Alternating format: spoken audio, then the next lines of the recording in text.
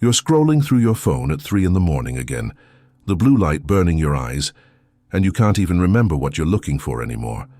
Your partner is asleep next to you, breathing softly, completely unaware that you're drowning in silence just inches away. The house you worked so hard to buy feels like a beautiful prison tonight. The promotion you celebrated last month tastes like dust in your mouth now. Your closet is full of clothes you don't want to wear. Your fridge is stocked with food you don't want to eat. And your calendar is packed with plans that make you feel more exhausted than excited. You have friends, or at least people you call friends, but when was the last time you said something true to any of them? When was the last time you didn't have to perform, to pretend, to be the version of yourself that everyone expects? Your bank account is healthier than it's ever been, and yet you feel bankrupt in ways money can't touch. You've checked every box on the list they gave you. You've done everything right according to the manual of how to live a successful life. And still, there's this screaming emptiness inside you that gets louder the more you try to ignore it. And the worst part, the part that keeps you awake while the world sleeps, is that you can't tell anyone, because how do you explain to people who are struggling just to survive that you have everything they want and it means nothing? How do you admit that success feels like failure, that achievement feels like loss, that winning feels like you've somehow lost the only game that actually mattered? So you keep it inside, this dirty secret, this shameful truth that you're ungrateful, broken, wrong, somehow fundamentally flawed in a way that all your accomplishments can't fix. You smile wider to hide it. You work harder to outrun it. You buy more to bury it. But late at night, when there's nowhere left to hide, you know the truth. You have everything, and you feel nothing. Or worse, you feel empty. And maybe, just maybe, Rumi understood this particular kind of hell, this luxury prison we build with our own hands. And maybe he knew something about the one mistake we're all making, the one truth we're all running from.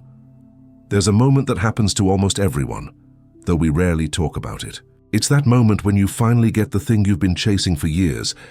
The relationship, the job, the house, the body, the achievement, whatever it was that you told yourself would make everything okay, would make you okay, and you feel nothing.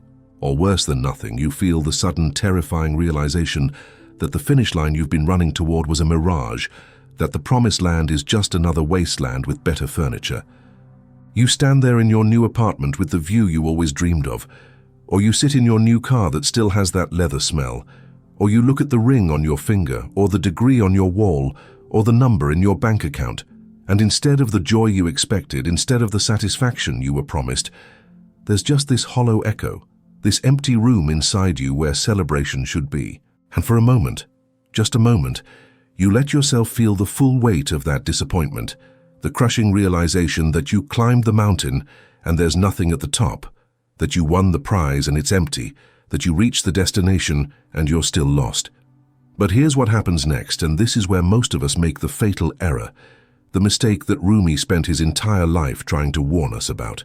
Instead of stopping to question the entire game, instead of pausing to ask whether we've been chasing the wrong things entirely, instead of considering that maybe, just maybe, the emptiness is trying to tell us something crucial about the nature of fulfillment itself, we do what we've been conditioned to do since we were children. We assume we just haven't accumulated enough yet. We tell ourselves a story that makes sense within the logic we've been taught, the logic of acquisition, the logic of more. We say, okay, this thing didn't fill the void, but that's because the void is bigger than I thought, deeper than I imagined. So I need more things, better things, different things. We tell ourselves that the emptiness persists because we need the next thing, the bigger house, the better partner, the higher salary, the more impressive title, the more exotic vacation, the more likes, the more followers, the more proof that we matter, that we exist, that our lives have weight and meaning in a universe that seems indifferent to our existence. And so we get back on the treadmill. We renew our subscription to the acquisition game. We chase harder, we work longer, we sacrifice more, we accumulate faster, and something strange happens. The emptiness doesn't shrink as we acquire more. It grows, it expands, it deepens. It's as if the void inside us has its own gravitational field. And the more we throw into it, the more massive it becomes. The more powerfully it pulls on everything around it, the more desperately we feel we need to fill it. The emptiness grows in direct proportion to our success, like a shadow that gets darker. the brighter we try to make our lives appear, like a silence that gets louder the more noise we make trying to drown it out. And you know this, don't you? You know it in your bones, in your gut, in the pit of your stomach at 3 in the morning when you can't sleep because the weight of your own life is crushing your chest. You know that something is fundamentally wrong with this equation, that the math doesn't add up, that no matter how many times you try to solve for X, the answer keeps coming up empty. You've tried everything, haven't you? You've tried working harder, achieving more. You've tried relationships, serial monogamy, casual dating, apps, algorithms designed to find your perfect match. You've tried therapy, medication, meditation apps, yoga, CrossFit, running, cycling, climbing, any physical challenge that might exhaust you enough to quiet the screaming in your head. You've tried new hobbies, old hobbies, expensive hobbies, creative pursuits that were supposed to give your life meaning. You've tried religion, spirituality, atheism, agnosticism, philosophy, self-help books by the dozens, podcasts by the hundreds, YouTube videos by the thousands, all promising the secret, the key, the one thing you're missing that will finally make you whole. You've tried shopping, retail therapy they call it, as if buying things could heal what's broken inside you. You've tried travel, exotic destinations, bucket list experiences, photographs to prove you were there, that you did the thing, that your life is full and rich and enviable. You've tried alcohol, drugs, sex, food, anything that might fill the emptiness even temporarily, anything that might make you feel something other than this gnawing absence, this void that seems to be eating you from the inside out. And nothing works, nothing sticks, nothing fills it. Some things distract you for a while. Some things numb you temporarily. Some things give you a brief hit of dopamine or serotonin or whatever chemical is supposed to make you feel alive, but then it fades, always fades, and you're back here, back in the emptiness, back in the void, back in this place where you have everything and it means nothing, where your life looks perfect from the outside and feels hollow from the inside, where you're simultaneously living the dream and trapped in a nightmare that nobody else can see. And the most terrifying part, the part that keeps you frozen, paralyzed, unable to make any real change, is that you've started to suspect that maybe this is just how life is. Maybe everyone feels this way. Maybe the emptiness is just the human condition, and you need to accept it, make peace with it. Stop expecting more. Stop hoping for something different. Stop believing in the possibility of genuine fulfillment, because maybe fulfillment is a lie, a myth, a fairy tale we tell ourselves to get through the day. But Rumi would have stopped you right there. He would have grabbed you by the shoulders and looked you in the eyes and said, "No, no, this is not just how life is. No, the emptiness is not inevitable. No, you are not broken beyond repair. But, and this is crucial, you are looking in the wrong place. You are trying to solve the wrong problem. You are asking the wrong question. And until you understand what the real question is, until you see what the actual problem is, until you look in the right place, you will keep having everything and feeling empty. You will keep achieving and feeling hollow. You will keep winning and feeling like you're losing, because you're playing a game that cannot be won, chasing a prize that doesn't exist, trying to fill a void that was never meant to be filled with the things you're throwing into it. Rumi would have watched you with the kind of compassion that comes from having been exactly where you are, from having tasted the ashes of achievement and understood their true flavor, from having drunk deeply from the well of success and found it bitter, from having accumulated wealth and status and recognition and discovered that none of it touches the deeper thirst, the soul thirst, the thirst for something real in a world of substitutes. He wouldn't have condemned you for your hunger, for your endless seeking, for the way you've turned your life into an archaeological dig for meaning in all the wrong places, digging deeper and deeper into the wrong site, finding nothing but dirt and disappointment. He would have understood that hunger, honored it even, because at least you're hungry, at least you're seeking, at least you haven't given up and settled for numbness, for going through the motions, for the living death that so many people accept as just the way things are. Your emptiness, your dissatisfaction, your refusal to be satisfied with substitutes, this is actually, in Rumi's eyes, a sign of spiritual health, not sickness. It's your soul saying no, refusing to settle, rejecting the false offerings, holding out for something real even if you don't know what that something is yet. But he would have asked you a question, the kind of question that sounds simple on the surface, but cracks open everything underneath. The kind of question that you can't unhear once you've heard it, that echoes in your mind long after the asking. He would have asked, what exactly are you trying to fill? And more importantly, with what? Because here's the thing that nobody wants to hear, the thing that goes against every message we've ever received from the world around us, every advertisement we've ever seen, every movie we've ever watched, every story we've been told about how life works and what happiness is and where fulfillment comes from. The emptiness you feel isn't a void that needs to be filled. It's a wound that needs to be understood. It's not a deficiency, but a signal. Not a problem, but a compass. Not an enemy, but a teacher trying desperately to get your attention, to tell you something crucial that you need to hear, but keep drowning out with more noise, more activity, more accumulation, more distraction. The emptiness is pointing you towards something you've lost, something you've abandoned, something you've been running from since the moment you learned, way back in childhood, that who you truly are might not be acceptable, might not be enough, might not be lovable unless you achieve, perform, prove, and perfect yourself into someone worthy of existing, someone worthy of love, someone worthy of taking up space on this planet. Think about when this started, really started. Not the recent insomnia, not the latest disappointment, not the current crisis that brought you to this video at whatever hour you're watching it, but the original wound, the first cut, the initial moment when you first learned that you needed to be different than you were, that your authentic self was somehow not okay, not acceptable, not lovable as is. Maybe you were 5 years old, sitting at the kitchen table, coloring with crayons, completely absorbed in the joy of creation, and you held up your drawing to show your parents, your little heart bursting with pride, with the unself-conscious confidence that children have before the world teaches them to doubt themselves, and instead of wonder in their eyes, you saw distraction, or worse, you saw that subtle tightening around the mouth that children are so good at reading, and they said something like, "That's nice, honey," but they were looking at their phone, or they said, "That's good, but wouldn't it be better if you colored inside the lines?"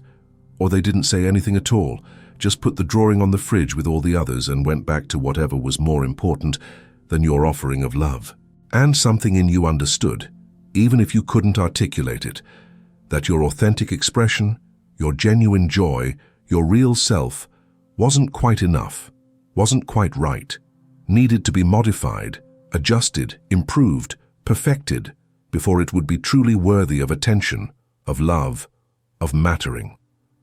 Or maybe you were 7, playing alone in your room, lost in a world of your own imagination, talking to your stuffed animals or your action figures, creating elaborate stories, completely present, completely alive, completely yourself, and someone opened the door and told you to grow up, to be serious, to stop wasting time on things that don't matter, to do something productive, something useful, something that would prepare you for the real world, as if the world you were creating wasn't real, as if your imagination wasn't valuable, as if being fully present and joyfully engaged with life wasn't the entire point of being alive.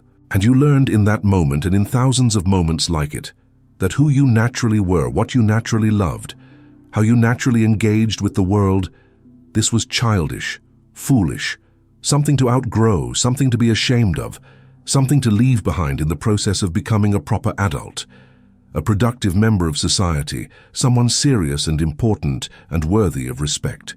Or maybe you were 13, feeling everything deeply the way teenagers do, crying at movies, writing poetry in your journal, staying up late thinking about the meaning of life and the nature of existence and why we're here and what it all means. And someone, maybe a parent, maybe a teacher, maybe a peer, told you that you were too sensitive, too emotional, too much, that you needed to toughen up, grow a thicker skin, stop taking everything so seriously, stop feeling so much, because the world will eat you alive if you stay this soft, this open, this vulnerable, this raw. And so you learn to armor up, to shut down, to build walls around your heart, to turn down the volume on your feelings, to bury the parts of yourself that were too much, too vulnerable, too intense, too real. Because apparently being real was a liability, being sensitive was a weakness, being yourself was dangerous in a world that rewards conformity and punishes authenticity at every turn. Layer by layer, year by year, Experience by experience, you learned to bury the person you actually were beneath the person you needed to become, to be safe, to be accepted, to be loved, to survive in a world that seemed to have very clear ideas about who you should be and very little interest in who you actually were. You learned to read the room, to mirror back what people wanted to see, to become whoever you needed to be to get the approval, the acceptance, the love that every human being needs to survive. You learned to perform, to pretend, to present a carefully curated version of yourself that was palatable, predictable, proper, professional, perfect, or at least perfect enough to pass, to get by, to not be rejected, to not be abandoned, to not be left alone, because being alone, being unseen, being unloved, this is the terror that lurks beneath all our performances, all our personas, all our desperate attempts to be acceptable. And here's the tragedy, the real tragedy that Rumi understood so deeply. You were so good at this, you were so successful at becoming someone else, at burying your authentic self, at performing the role you were given, at meeting expectations, at checking boxes, at becoming the person everyone wanted you to be, that you forgot there was anyone else underneath. You forgot that the performer isn't the real you. You forgot that the mask is just a mask.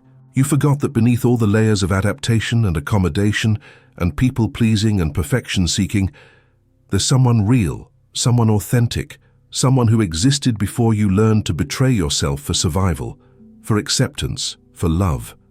And now, decades later, you've been so successful at this burial that you've forgotten there's anyone down there at all. You've become the role. You've merged with the mask. You've mistaken the performance for the performer, the character for the actor, the false self for the only self. And the emptiness you feel, this void that nothing can fill, this absence that all your achievements and acquisitions can't touch, this isn't empty at all, it's full. It's full of the ghost of who you were before you learned to betray yourself. It's full of the presence of the self you abandoned. It's full of the voice of your authentic being crying out from beneath all the layers of performance and pretense, saying, I'm still here, I'm still here, I'm still here, please don't forget me, please come back. Please remember who you really are beneath all of this. The emptiness isn't a void, it's a voice. And what it's saying is, come home to yourself. Come home to the one you left behind. Come home to who you were before the world told you who to be. But we don't hear it this way, do we? We interpret the emptiness as evidence that we need more, that we're lacking something, that we're deficient in some way, that can be remedied through acquisition, through achievement, through finally getting that thing we've been chasing, finally becoming that person we've been trying to become, finally reaching that destination we've been running toward. We think the emptiness is saying, you don't have enough, you aren't enough, you need to do more, be more, have more, achieve more. But what if it's saying the opposite? What if it's saying you have too much, you are too much of what you're not and not enough of what you are? You need to do less, be less of the false self and more of the real self, have less stuff and more substance, achieve less external validation and more internal integration? What if the emptiness is your soul's hunger strike, its refusal to be satisfied with substitutes, its rebellion against the false life you've been living no matter how successful? It appears from the outside. This is what Rumi spent his entire life trying to tell us in different ways, through poems that sound like love songs, but are really instructions for excavation, for the careful, painful, necessary work of digging down through all the layers of performance and pretense and people-pleasing, to find the one who got buried alive, the authentic self that you've been carrying around like a corpse, like a prisoner, like a forgotten child locked in the basement of your being. While upstairs you're hosting parties, impressing guests, maintaining the beautiful facade of a life that looks perfect from the outside, but is built on top of someone's grave. Your own grave, the grave of who you actually are. He talked about the beloved, and people thought he meant God, or a person, or some abstract mystical union with the divine, and maybe he meant all of those things, but what if he also meant you? What if the beloved you've been seeking everywhere outside yourself, in every relationship, in every achievement, in every possession, in every experience, what if that beloved is actually the self you abandoned, the authentic you that you've been running from? Because facing it would mean admitting something so painful, so devastating that most people would rather stay empty forever than confront it. It would mean admitting that you've spent your entire life becoming someone you're not. It would mean acknowledging that the life you've built, the identity you've invested in, the person everyone knows you as, the you that exists on paper and in photos and in other people's minds, this might be a beautiful lie, a magnificent forgery, a masterpiece of self-betrayal. It would mean recognizing that every achievement you've earned while being your false self is an achievement that doesn't belong to your real self, that all the love you've received while wearing the mask is love for the mask, not love for you, that everything you've built on top of the burial site of your authentic self is built on sand, on nothing, on a foundation that will eventually crumble because it was never real to begin with. And who wants to face that? Who wants to admit that they've wasted years, maybe decades, maybe their entire life up to this point, chasing the wrong things, becoming the wrong person, living the wrong life? It's too much. It's too painful. It's too devastating, so we don't face it. We keep running. We keep accumulating. We keep performing. We keep trying to fill the emptiness with everything except the one thing that would actually work.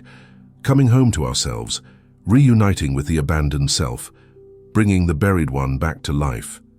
This is why nothing fills the void, why every achievement tastes like ashes after the first bite, why you can have everything the world says you should want and still feel empty, still feel lost, still feel like something crucial is missing, even though you can't name what it is. Because you're trying to fill a U-shaped hole with things that aren't you. You're trying to solve the wrong problem. The problem isn't that you don't have enough. The problem is that you aren't enough yourself. The problem isn't that you haven't achieved enough. The problem is that you've achieved it all as someone you're not. The problem isn't that you need more love. The problem is that you need to love the right person, and the right person is the one you've been betraying, abandoning, ignoring, silencing, suffocating beneath layers of performance and pretense for your entire life. You're trying to solve the problem of emptiness by adding more, when the solution is subtraction, excavation, removal of everything that isn't you, until only you remains. But this is terrifying. Maybe the most terrifying thing a human being can face, because you've forgotten who that is. You've been someone else for so long. You've worn the mask for so many years. You've performed the role so consistently that the thought of meeting your authentic self feels like meeting a stranger, and not just any stranger, but a dangerous one.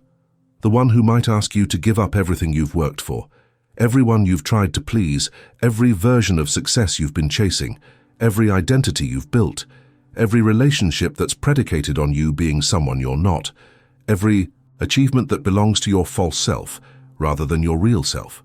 Your authentic self is dangerous because it doesn't care about any of the things your false self has been killing itself to acquire. It doesn't care about your title, your salary, your Instagram followers, your carefully curated image, your impressive resume, your nice house, your nice car, your nice clothes, your nice life. It doesn't care about being nice. It doesn't care about being impressive. It doesn't care about being successful by any external metric. It only cares about one thing. And that one thing is the most expensive thing in the world, the thing that costs everything you have, everything you are, everything you've built. It cares about truth. Truth about who you are, what you actually want, what actually matters to you, what you actually feel beneath all the feelings you've been taught to feel, what you actually think beneath all the thoughts you've been conditioned to think, who you actually are beneath all the selves you've learned to perform. And truth is the most expensive thing in the world because it costs you everything you're pretending to be. It costs you the false life you've built. It costs you the identity everyone knows you by.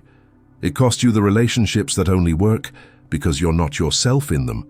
It costs you the achievements that belong to someone you're not. It costs you the security of knowing who you are, even if who you are is a lie. It costs you the comfort of the cage, even if the cage is killing you. It costs you everything. And what you get in return is yourself, just yourself, naked and real and imperfect and human, and utterly without guarantee that this self will be acceptable, lovable, successful, or anything other than real. And most people, when they reach this point, when they see the price tag on truth, on authenticity, on coming home to themselves, they turn back. They decide the cage isn't so bad. They convince themselves the emptiness is normal. They make peace with having everything and feeling nothing. They choose the beautiful prison over the terrifying freedom. This is why people fill their lives with noise, with busyness, with endless activity and acquisition and distraction. Not because they want these things, but because they're terrified of the silence where they might meet themselves, where they might hear the voice they've been drowning out for decades, where they might feel the feelings they've been medicating with shopping, working, drinking, scrolling, eating, exercising, achieving. Anything, anything, anything to avoid the encounter with the one who got left behind, the one who still remembers what it felt like to be free, to be real, to be you before you learned that you wasn't enough, before you learned that you needed to be edited, improved, perfected, transformed into someone acceptable, someone lovable, someone worthy of existing in a world that seemed to have very specific requirements for who gets to belong and who gets left out in the cold. We're so afraid of this meeting, this encounter with our authentic selves, that we'll do almost anything to avoid it. We'll work ourselves to exhaustion. We'll fill every moment with activity. We'll never sit still. We'll never be quiet. We'll never turn off the noise. We'll never stop moving, because if we stop moving, if we sit in silence, if we turn off all the distractions, we might have to feel what we've been running from. We might have to face what we've been avoiding. We might have to meet who we've been betraying. And that meeting, that encounter, that confrontation with the truth of who we are beneath who we pretend to be, this is what we fear more than anything, more than failure, more than rejection, more than death itself. Because in a way it is death. It's the death of the false self. It's the death of the one who's been running the show, making the decisions, presenting the face to the world. It's the death of the achiever, the performer, the people pleaser, the perfectionist, the one who knows how to play the game and win, even if winning means losing yourself. And we resist this death with everything we have, because we've mistaken the false self for our only self. We've confused the mask with the face. We've believed that if we take off the armor, we'll find nothing underneath. That the armor was protecting emptiness all along. That there's no one home, no authentic self waiting to be discovered. Just void, just absence, just the confirmation of our deepest fear. That we are, at our core, nothing, nobody, not enough. Unworthy of love, undeserving of existence, a mistake, a fraud, an imposter who's been found out. But Rumi would tell you that this fear is a liar. The biggest liar you'll ever meet. More deceptive than any external enemy because it lives inside you, speaks in your voice, knows all your vulnerabilities, all your wounds, all your weak spots, and it uses them against you to keep you trapped, to keep you playing small, to keep you living the false life, to keep you in the prison of your own making. This fear tells you that underneath all the armor, beneath all the performance, behind all the achievement, there's nothing. But what if the opposite is true? What if underneath all the armor, beneath all the performance, behind all the achievement, there's someone so real, so alive, so essentially you, that meeting them would be like coming home after a lifetime of exile, like drinking water after years in the desert, like breathing for the first time after drowning for decades? What if the one you've been running from isn't nothing, but everything? Not everything in the sense of having it all, possessing it all, but everything in the sense of being whole, complete, integrated, real, authentic, yourself without apology or explanation or justification. What if your authentic self isn't the disaster you've been afraid it is? What if it's not weak, but strong in ways that the false self can never be? What if it's not unlovable, but lovable in a way that's real rather than conditional, earned rather than performed? What if it's not nothing, but the only thing, the one thing that actually matters, the one thing that can actually satisfy the hunger you've been trying to feed with everything else? What if the emptiness you feel isn't the emptiness of nothing trying to become something, but the emptiness of something profound, trying to make space for itself, trying to clear out all the debris of false identity, trying to make room for something more real to emerge, to be born, to come home? What if the void isn't the problem, but the solution? Not the disease, but the cure. Not the absence of meaning, but the presence of a meaning so large, so profound, so utterly beyond the small, cramped, curated life you've been living, that it can't fit into that life. It needs more space, more room, more emptiness to move into. What if your soul is burning down the house you built, because it knows, because it remembers, because it never forgot that you were never meant to live in a house this small, this safe, this suffocating, this separate from who you actually are?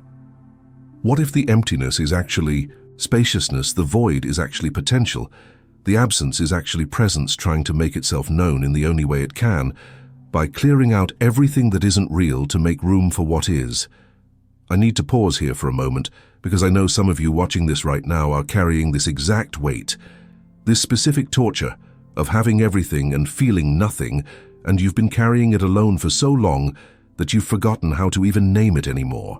How many nights have you laid awake wondering what's wrong with you? Why you can't just be grateful? Why you can't just be happy with what you have when so many people have so much less? How many times have you looked at your life from the outside and thought, I should be happy, I have everything I'm supposed to want. What is wrong with me that I'm not satisfied, that I'm not fulfilled, that I still feel empty despite checking every box on the list of how to live a successful life? If you feel ready, even if your hands are shaking as you type, even if part of you is screaming not to do this, not to admit this, not to let anyone see this shameful secret that you've been guarding so carefully, write in the comments, I have everything and feel empty. Just that, 6 words. I have everything and feel empty. You don't need to explain yourself. You don't need to justify it. You don't need to apologize for feeling this way, or defend yourself against the accusations of ingratitude that you've been making against yourself in your own mind for years. Just write those 6 words and know that when you do, someone else who's been drowning in the same secret shame, maybe in another country, maybe in another time zone, maybe in another beautifully furnished prison just like yours, maybe in a mansion or a penthouse or a corner office, someone who looks like they have it all together from the outside, but is dying inside just like you, they will read those words and for the first time in a long time won't feel like the only one, won't feel crazy, won't feel broken beyond repair, won't feel like some kind of defective human being who can't even appreciate their own good fortune. Rumi said the wound is where the light enters. Today, your courage to name the wound, to admit the emptiness, to speak the truth that you've been hiding even from yourself. This might be the light someone else needs to take their next breath, to make it through one more day, to keep going even when they can't see the point anymore.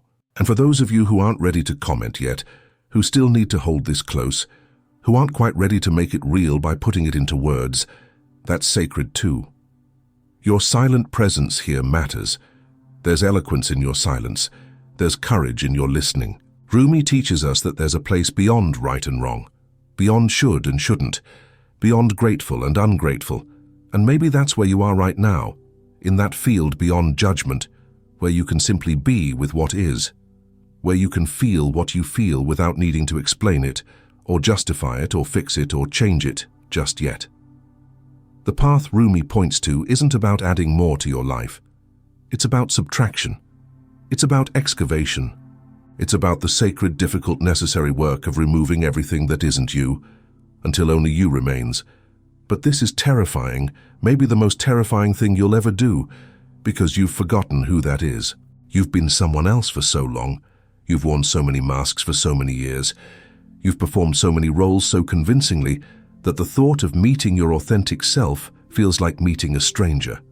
And not just any stranger, but a dangerous one, an unpredictable one who might ask things of you that you're not ready to give, who might demand changes you're not ready to make, who might call you to a life you're not ready to live because it doesn't look like success, doesn't feel like security, doesn't match any of the templates you've been given for what a good life is supposed to look like. Your authentic self is dangerous because it threatens everything you've built on top of its grave. It threatens the relationships that only work because you're not really yourself in them. It threatens the career you've built by being who they wanted you to be, rather than who you are. It threatens the identity you've constructed so carefully, the image you maintain so exhaustingly, the reputation you guard so jealously. It threatens the very structure of your life, because your life as it currently exists is built on a lie, the lie that you can betray yourself and compensate for it with achievement, that you can abandon your authentic being and fill the void with possessions, that you can live as someone you're not and find fulfillment as long as you're successful enough, impressive enough, accomplished enough by the world's standards. Your authentic self doesn't care about the world's standards. It doesn't care about your title or your salary or your square footage or your follower count or your relationship status or any of the metrics by which the false self measures worth. It only cares about truth, and truth is ruthless.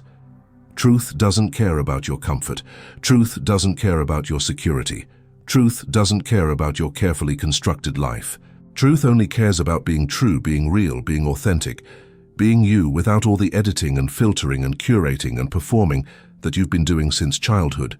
And this is why most people, when they get close to their authentic selves, when they start to feel its presence pushing up from beneath all the layers of false identity, they panic, they retreat, they shut it down.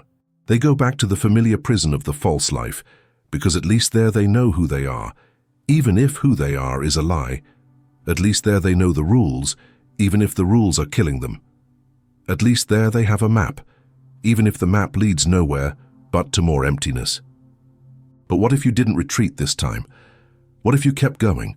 What if you did the thing that terrifies you most and actually listened to the emptiness instead of trying to fill it, actually turned toward your authentic self instead of running from it, actually allowed the false self to die instead of resuscitating it one more time with another achievement, another possession, another distraction, another way of avoiding the truth that's been trying to reach you for years, maybe your entire life?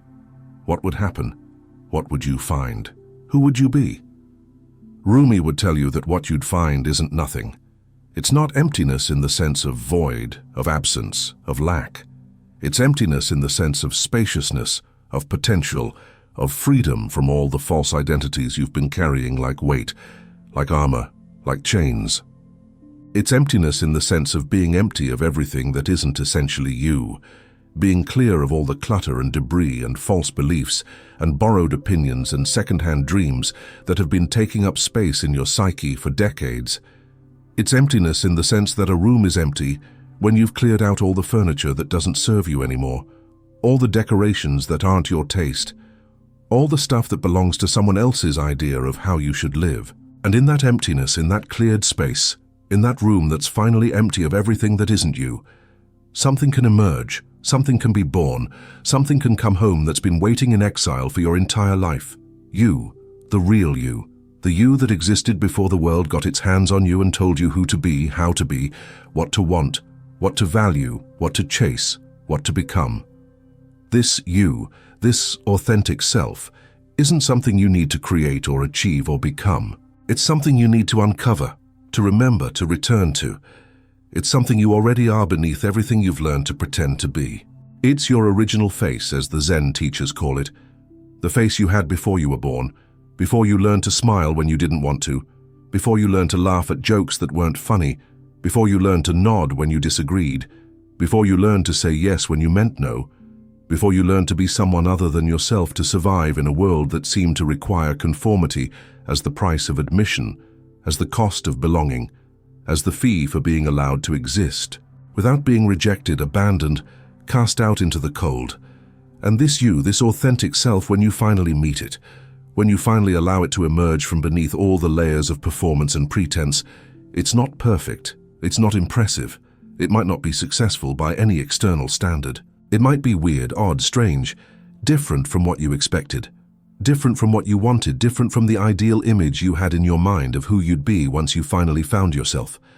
It might be messy and contradictory and full of qualities you've spent your life trying to hide or fix or overcome. It might like things you think you shouldn't like and want things you think you shouldn't want and feel things you think you shouldn't feel. It might be too much of some things and not enough of others according to the templates you've internalized for what a proper adult, a successful person, a worthwhile human being should be. But it's real. And real, Rumi would tell you, is the only thing that will ever satisfy the hunger you've been trying to feed with everything else. Real is the only thing that can fill the emptiness, not by filling it with more stuff, but by transforming the emptiness itself, by revealing that what you thought was empty was actually just waiting, just making space, just preparing room for the one who's been trying to come home for your entire life. Real is the only thing that feels like relief, like rest, like finally being able to put down the weight you've been carrying, the mask you've been wearing, the role you've been performing. Real is the only thing that feels like freedom, like breathing for the first time, like coming up for air after drowning for decades in the ocean of other people's expectations and your own internalized demands for perfection. But getting to real, returning to your authentic self, coming home to who you actually are, this requires a journey that nobody prepares you for. This requires a kind of death that most people will avoid at all costs. It requires the death of the false self, the one who knows how to play the game and win, the one who's gotten you this far, the one who's earned all your achievements and acquired all your possessions and built all your relationships. This false self has to die. It has to be released. It has to be let go. Not violently, not through some dramatic breakdown or sudden transformation, but gradually, gently, through the patient, painful work of seeing it for what it is, a survival mechanism that served you once but serves you no longer. A mask that protected you once but now imprisons you. A role that helped you belong once but now prevents you from being, truly being, fully being, authentically being yourself. And this death feels like loss because it is loss.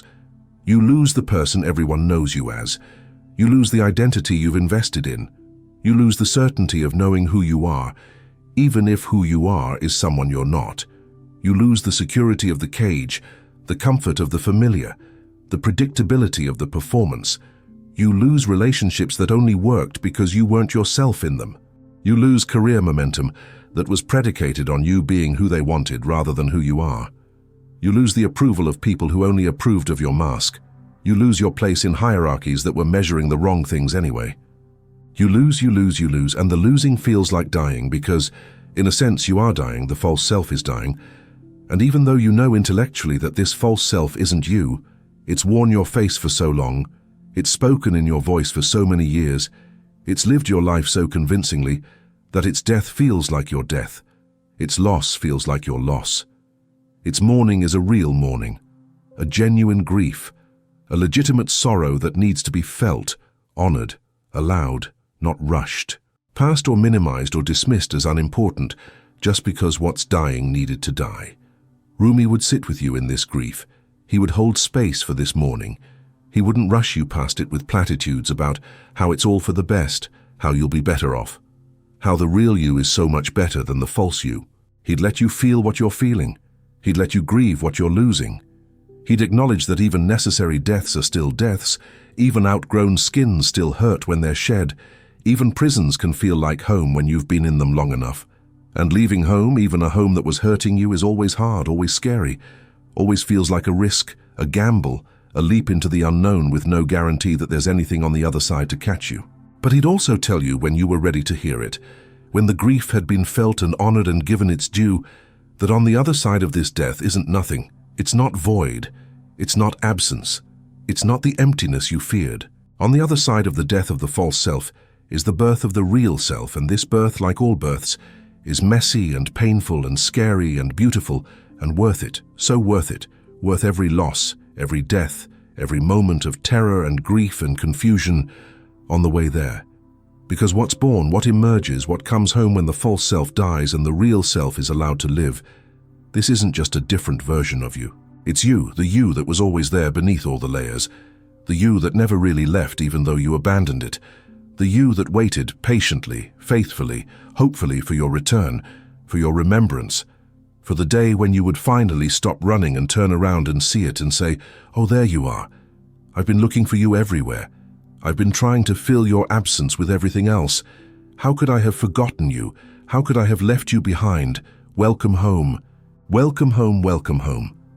And when this happens, when you finally meet your authentic self, when you finally come home to who you are, something shifts that you couldn't have predicted, couldn't have imagined, couldn't have understood until you experienced it. The emptiness doesn't get filled, it transforms. It stops being a wound and becomes a space, a cathedral, a vastness inside you that's not empty, but full of possibility, full of potential, full of the freedom to be whoever you actually are, rather than whoever you thought you needed to be. It stops being a hungry void, demanding to be filled, and becomes a creative emptiness, a generative space, a place where new life can emerge, where authentic expression can arise, where real connection can happen, where true fulfillment can be found not through having everything, but through being yourself. through returning to yourself, through coming home to yourself. And everything changes and nothing changes. The external circumstances of your life might stay exactly the same. You might still have the same job, the same house, the same relationships, the same possessions, the same life on paper. But internally, everything is different. The job stops being a measure of your worth and becomes something you do or don't do based on whether it aligns with who you actually are. The house stops being a status symbol and becomes a space where you can be real or not, based on whether it feels like home to your authentic self or like another cage for your false self. The relationships stop being performances and become either real connections where you can be yourself or revealed as false connections that need to be renegotiated or released. The possessions stop being proof of your success and become either useful tools for living or unnecessary weight that you can release without loss. You still have everything, but everything means something different, or rather, everything means nothing and everything simultaneously. Nothing in the sense that external things no longer have the power to define you, to validate you, to make you feel worthy or unworthy based on their presence or absence in your life. Everything in the sense that when you're finally yourself, when you're finally real, when you're finally authentic, everything becomes vivid, alive, present, meaningful. Not because of what it proves about you, but because you're actually here, actually present, actually alive to experience it. Actually you experiencing your own life rather than a character performing someone else's script. The emptiness transforms into fullness, not the fullness of having more, but the fullness of being more yourself, being more real, being more authentic, being more present, being more alive. And this fullness doesn't depend on external circumstances. It doesn't require achievement or acquisition. It doesn't need validation or approval. It doesn't demand that anything outside you be different than it is. It's a fullness that comes from internal integration, from the reunion of all the parts of yourself that got split off, from the homecoming of the authentic self that got exiled, from the resurrection of the real you that got buried beneath the performance. And from this place of fullness, this place of authenticity, this place of being real, you might actually be able to appreciate what you have in a way you never could when you were empty. When you were empty, having everything meant nothing because you weren't there to have it. You weren't present to experience it. You weren't real enough to feel it. It was all happening to the false self, and the false self can't feel satisfaction, can't experience fulfillment, can't know peace because the false self is built on lack, on insufficiency, on the constant need to prove and achieve and acquire more because it's never enough, it's never quite right, it's never quite there. Because the false self is trying to become something it already is if it would just stop trying and start being. But the real self, the authentic self, the you that you are when you stop performing and pretending and perfecting, this self can feel satisfaction, can experience fulfillment, can know peace, not because it has everything, but because it needs nothing outside itself to be complete, to be whole, to be okay. And from this place of needing nothing, you might discover that you actually enjoy some of the things you have, not because they prove something about you, but because they're pleasant or useful or beautiful in themselves. And you might discover that you don't actually want some of the things you thought you wanted, that you were chasing them, because you thought you should, because everyone else wanted them, because they were supposed to make you happy according to the map you were given. But now that you're actually yourself, you realize they were never your dreams, never your desires, never your goals. They belonged to the false self, to the version of you that was trying to be acceptable rather than authentic. If you feel like you need this reminder every week, like you need a space where it's okay to admit that you have everything, and feel empty, where that contradiction is understood rather than judged, where it's safe to be real about the fact that success doesn't feel like success, and achievement doesn't feel like achievement, and having it all doesn't feel like having anything at all, where Rumi's wisdom can be your companion through this difficult, necessary journey of becoming real again, of coming home to yourself, of excavating your authentic being from beneath all the layers of performance. Consider subscribing to this channel. This isn't just another collection of YouTube videos. This isn't just another spiritual teacher telling you what you should do or who you should be. This is a gathering place for people who are tired of pretending, who are exhausted from performing, who are ready to trade impressive for authentic, who understand that the spiritual path doesn't always look spiritual. Sometimes it looks like a breakdown. Sometimes it looks like a failure. Sometimes it looks like everything falling apart, because everything needs to fall apart, so that what's real can finally emerge from beneath what was false. Every week, we'll explore another dimension of Rumi's teachings, not as abstract philosophy that sounds pretty but doesn't help, not as motivational content that pumps you up temporarily but leaves you empty again an hour later, but as practical wisdom for the specific kind of suffering you're experiencing right now. The suffering of success without meaning, of achievement without fulfillment, of having everything and being nothing, of winning the game and losing yourself. You're not alone in this. Even though you've felt alone, even though you've been carrying this secret shame of your own emptiness in silence, while everyone around you thinks you have it all together, you're not alone. There are thousands of others who've subscribed to this channel, who show up every week, who are on this same journey from false abundance to true fullness, from performing to being, from the prison of success to the freedom of authenticity. Join us. Let Rumi be your guide back to yourself. Let this community be a place where you can be real, where you can admit the truth, where you can stop performing even if just for the length of a video, where you can remember that beneath all the achievement and acquisition, there's someone real, someone authentic, someone worth coming home to. You. The mistake nobody admits, the mistake Rumi spent his entire life trying to expose, isn't that you're ungrateful or broken or defective or fundamentally flawed. The mistake is believing the lie that you could betray yourself and compensate for it with achievement, that you could abandon your authentic self and fill the void with possessions, that you could live as someone you're not and find fulfillment as long as you were successful enough, impressive enough, accomplished enough by the world's standards. The mistake is thinking that the emptiness is a problem to be solved through acquisition rather than a teacher trying to point you home, a compass trying to guide you back to yourself, your soul's way of saying, no, I will not be satisfied with substitutes. I will not accept false offerings. I will not settle for a life that looks good on paper, but feels like death on the inside. The mistake is trying to fill a U-shaped hole with everything except you.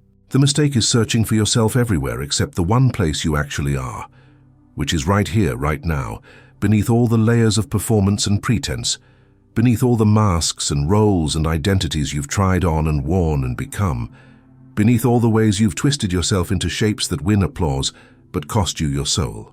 The mistake is thinking you need to become someone else, when what you actually need is to stop being everyone else and just be yourself, simply, authentically, imperfectly, beautifully, finally yourself.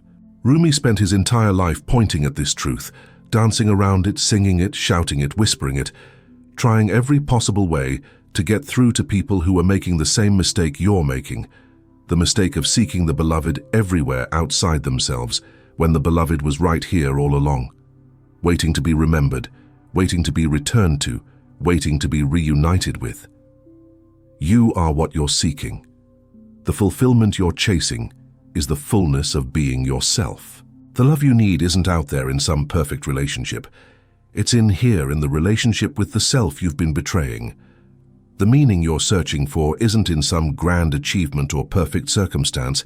It's in the simple, radical, revolutionary act of being real, being authentic, being yourself in a world that's constantly trying to make you into someone else. And when you do this, when you finally stop running and turn around and face yourself and embrace the one who's been waiting all this time, in exile, in darkness, in the basement of your being while you were upstairs, impressing everyone with your perfect life, when you finally bring that authentic self back into the light, back into your life, back into your being, something miraculous happens that you couldn't have predicted or planned or made happen through effort or will. The emptiness doesn't get filled like a hole gets filled with dirt.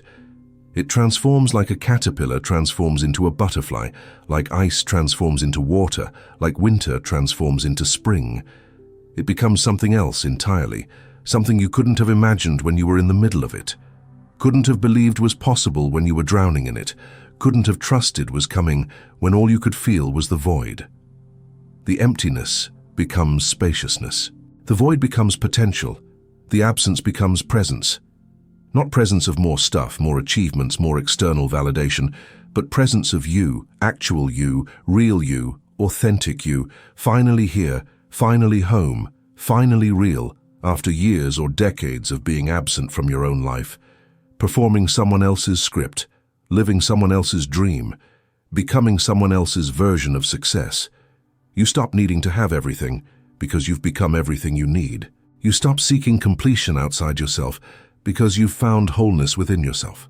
You stop performing for an audience because you've finally come home to the one person whose approval actually matters, whose love actually satisfies, whose presence actually fills.